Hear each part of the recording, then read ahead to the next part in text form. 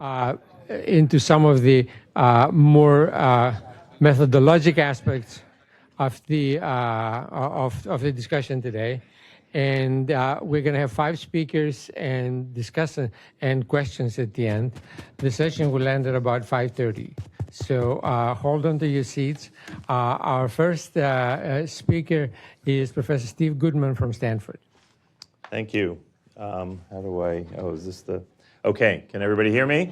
Yes. Good, great. I feel like I have to wake you up, the postprandial mid-afternoon soporific effect of hearing lectures all day. So I'm going to bring into this conversation some of the language around research reproducibility. This nominally affects all of science. It's a pretty big topic. So I'm not going to remotely talk about all the things that could be encompassed under this, but a lot of them will be talked about by the speakers. So hopefully I'll provide some overarching comments, and then we'll see how a lot of the technical details will be filled in by the rest of the panel, and hopefully it can all come together in the discussion section. So my disclosures, I've had advisory roles for the Annals of Internal Medicine, PCORI, and Blue Cross Blue Shield. And if I'm going to be really complete, I have to say that National Academies is supporting my travel for this meeting. The lunch sandwiches were pretty good. And also, I was rejected from a lot of medical schools because I told them I was interested in math. So I come to this with very complex math and medicine. So I come with a very long history of complex psychodynamics in terms of, trying to show the value of math and medicine, or sometimes the lack of value. So the first thing I want to say is, and it's been said a number of times, we're just awash in messages, sometimes I would call it hype, about the enormous value of genomics for health. And in case there was any doubt, as I was flying in yesterday on the former Virgin America, now Air Alaska, they made me shut down my computer right before we landed, so I thought, okay, let me see what's on the screen. You can watch right to you before you land. There it is, right in front of me, a mini documentary on data in medicine. So I thought, okay, I'll watch it. So I clicked on it. It says, Computer Science is Saving Lives Through Genetic Sequencing, Harnessing the Power of Data to Fight Disease. So I actually took some pictures of this for you because I thought, oh, this might be relevant. And so it starts off with a patient in dire straits. And I will tell you, this little boy ended up doing fine. So that's the good news. I won't show you a picture of him bouncing his trampoline afterwards, but he does do fine. But they're trying to figure out, he has a mysterious disease, trying to find out what he has. So what do? They go right to the sequencer, and actually they failed some conventional tests, so they went to the sequencer, and then they don't show you his doctor, they show you Daniela. So who knows Daniela here? The statisticians know? Giovanni, of course. So Daniela Witten, she's the professor of biostatistics. So she is going to provide the diagnosis from University of Washington, and she talks, but they don't show you the doctor. And she talks about how they use this to, diagnose the disease, and they did, because they found they did. But then finally we get to see his doctor, and it's Dr. Bill. It's Dr. Bill. This is the guy who really cured him. And he goes on to talk about how everything he's done will cure all these people. So this is part of the messaging that we get. What happened was they looked at genetic fragments. They found fragments of leptospirosis DNA in his blood, and they diagnosed leptospirosis. And they gave him, this was actually really incredible. You know how he was cured? In 24 hours, he was on death's door? Penicillin. Now, why wouldn't you just treat empirically if a kid is dying? I don't get it. I haven't figured it out. I mean, if you came in with a sore throat, you give him penicillin before if you didn't have a rapid strep there. Okay. So anyway, so this is also making life a little difficult because with the traditional guarantors of research quality, which are senior researchers, are supposed to be watching over all the co-investigators, are becoming less and less effective. And this is a bit of a, I don't know, interesting story. So in 2014, there was this notice in Retraction Watch that a team from NIH and Harvard had to retract a story related to aging research. That's 2014. 2015, the same group, and led by this scientist, lost a second paper, again, as a result of first author misconduct. It's another first author. 2016, this is actually sort of Moore's Law. The reverse Moore's Law. So you're going to see this go up. 2016, 8 papers are retracted. 2017, a dozen, not quite Moore's Law, but actually 16. So this is literally Moore's law. Every year, the number of retractions doubles. And actually, if this scientist is a great advertisement for aging research, because he doesn't apparently age through these years. So he's been very, very successful. But anyway, this sadly happened. And actually, it even went faster than Moore's law, because by July 24th, he had 19 retractions. And he's no longer running a lab. And he apparently resigned from the NIH. So the reason I show you this is because of the next quote. Because the question is, he actually was never accused of manipulating data or data fabrication. His first authors who were postdocs, trainees, or whatever. And he says, the misconduct, as I now understand it, this is him talking, was very technical and outside my areas of expertise. I don't think I could have spotted the misconduct earlier. These were very, very strong people, and it wasn't noticed in the lab. He says, in these days of complex interdisciplinary research, one depends on the trustworthiness of colleagues who use the methodologies with which one has no personal experience. And this is part of the problem.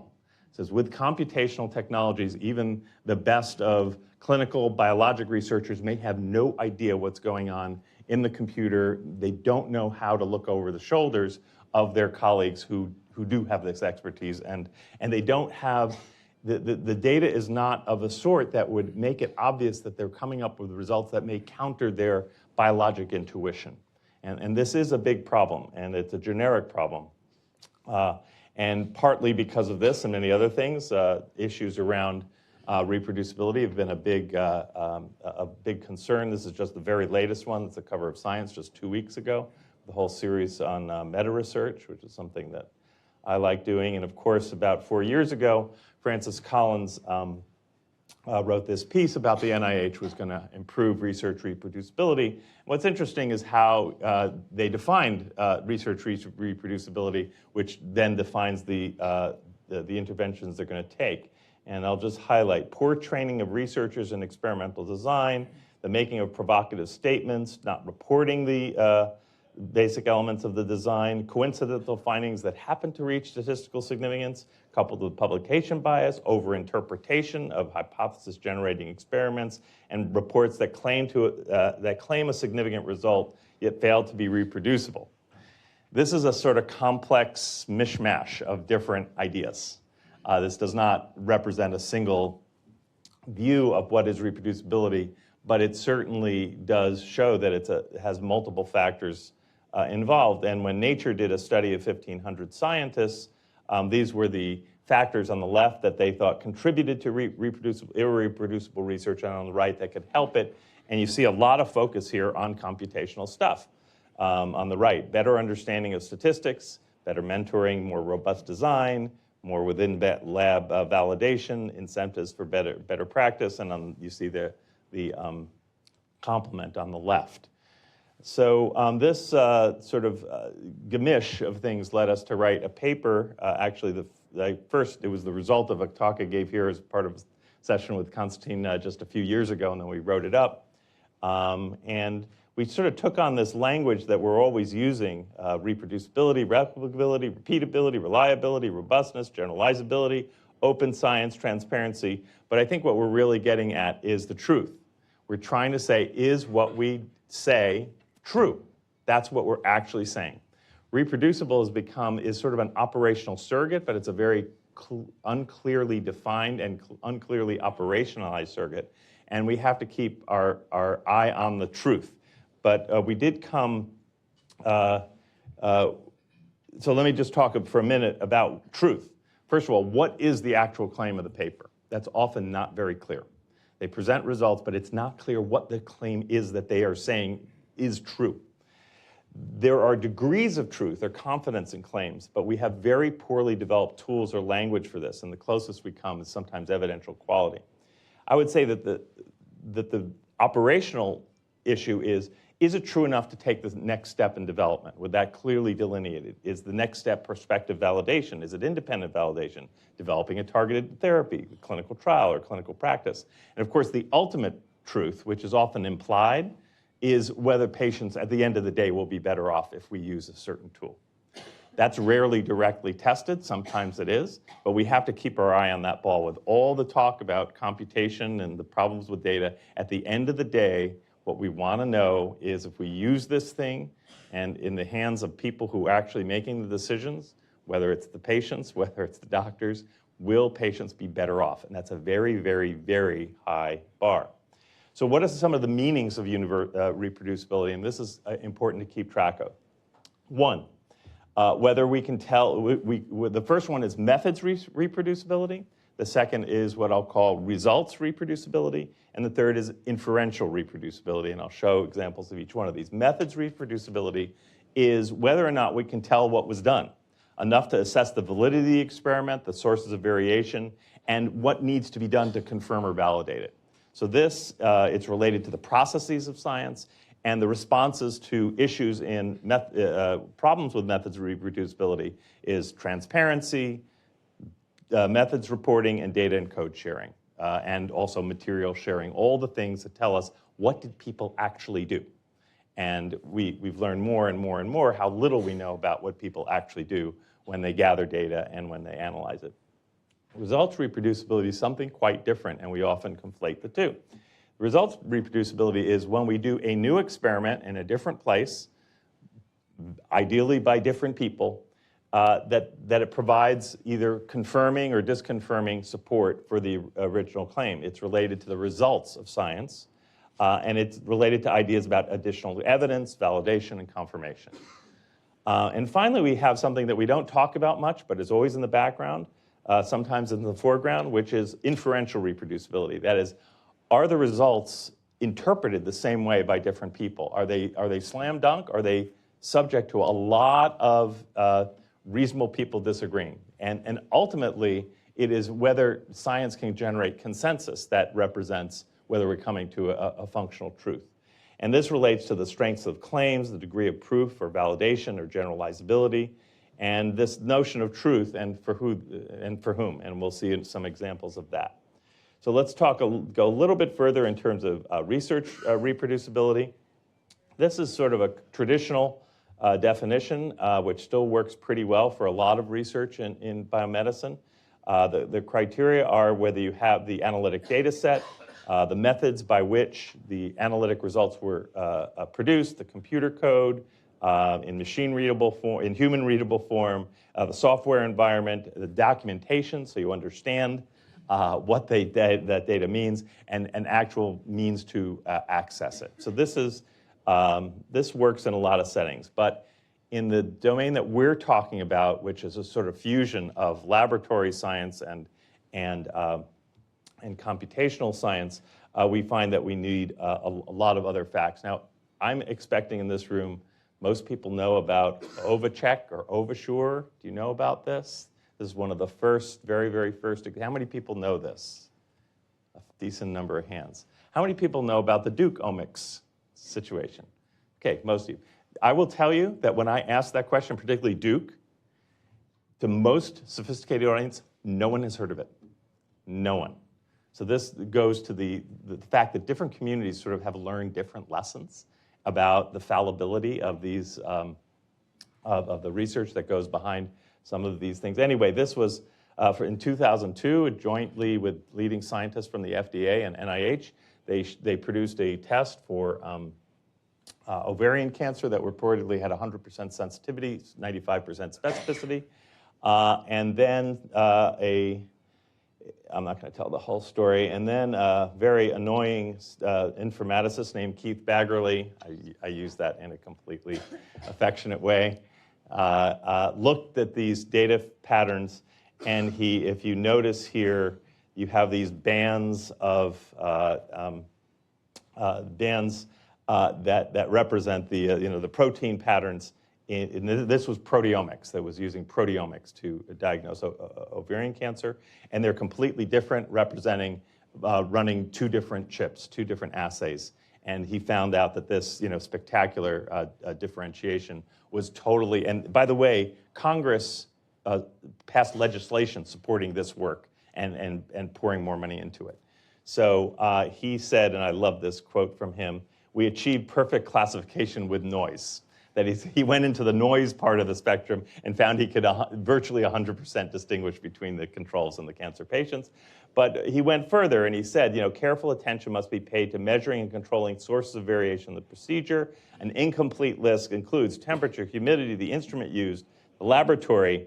A more complete list must be established. And then he said standard protocols should be drawn up to minimize the effect of irrelevant sources of variation. And finally, the goal, of course, is to prevent major technological differences from overwhelming the biology associated with the outcome of interest. This is still the mantra we have to pay attention to, and still something that we find enormously challenging. He was also the same person who unraveled the Duke omics disaster. And this is a page from one of those that showed that they could predict drug sensitivity virtually perfectly from gene expression. You see the complete separation there at the top, and lots of really pretty pictures. None of this was true, and the paper was retracted. And again, it was a problem of the people. Very, very complex social scientific problem, but many people in the lab did not fully understand the numbers and how they were being processed. And this is what Keith said, and one of the things he said, which I think we have to keep our eye on with all the complex algorithms, he says, what's the number one problem? Bookkeeping. It's not sexy, it's not higher mathematics, it's bookkeeping, keeping track of labels and keeping track of what goes where. I'm not really worried about particularly esoteric mathematics. Most of the stuff I'm worried about is very clearly understanding what was done at each of the steps involved. And that was underscored by one of the problems he found here was, you might notice up the top, it says resistant and sensitive, have the heat map. In fact, for many of the samples, the labels were reversed. They were actually predicting who was resistant when they were saying that these were the sensitive ones. So that was just one of many problems there. But, they just flipped the labels. Now this got particular attention with this paper, which was alluded to already, where they found only 6 of 53 landmark clinical experiments that could reproduce the targets. And this was not your typical reproducibility experiment. We'll show you a few of those. And this is a quote from the article. It says, when finding couldn't be reproduced, an attempt was made to contact the original authors, discuss the discrepant findings, exchange reagents, and repeat experiments under the author's direction in their own lab. So this was not just, tell me what you did, I'll try to do it. This was, show me with your own hands, with the same materials, what you did, and let's see if we can get it again. And they can only reproduce 6 of the 53. And in an article about this is actually the part I sort of like or dislike the most. It says, he met for breakfast at a cancer conference with the lead scientists of one of the problematic studies. He says, quote, we went through the paper line by line, figure by figure. I explained what we redid their experiment 50 times and never got their result. He said they'd done it 6 times, got this result once, put it in the paper because it made the best story. Now, we'll go. But it's really complicated because in the laboratory sciences, they don't think they necessarily have the right experimental model. They're tweaking 10 different things. They don't report the other 6 because, not just because they look bad, even though that sounds horrible to us, because they think they finally got it right. Maybe the concentrations are wrong. Maybe the cell lines are wrong. This is the only one where they got it right. So there's sort of a collision of cultures here, and you'll see that. Now, this is on training sets and validation sets. I didn't want to give a big lecture. I'll just do it in 2 pictures. If this is the training set, if this is the set on which you're designing genes for, the models that you're building, literally in both sense of the word, and then you shouldn't be surprised when you try them on real people and those genes don't fit. So you got to make sure that your training set is actually a reflection of some sort of reality, but the only reality is this one. It doesn't matter who you design it for. It matters who you try to fit it on. And this is where validation is critical, and I think Lisa McShane will talk more about this. It has to be independent on a completely new population, everything locked down, and if you change anything on that validation set, it becomes a new training set, and you got to start all over again, or at least partially over again.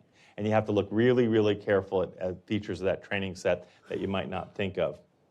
And I go a little fast here. This is just the Simon staging of designs to evaluate predictive and prognostic biomarkers. And the reason I put this up here is that, and this is one I teach in my course, but the important thing is that there are standard developmental phases of therapeutic agents, and we just heard it from an FDA representative, that we recognize and we rarely skip. I know immediately when you tell me a phase 1 trial, I know what that means. I know that that molecule is not ready for clinical application.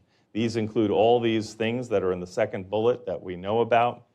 But with computationally based diagnostics and predictives, we often don't recognize or label the developmental phase. And the recommendations for clinical application are based on the equivalent of what we would say would be preclinical development.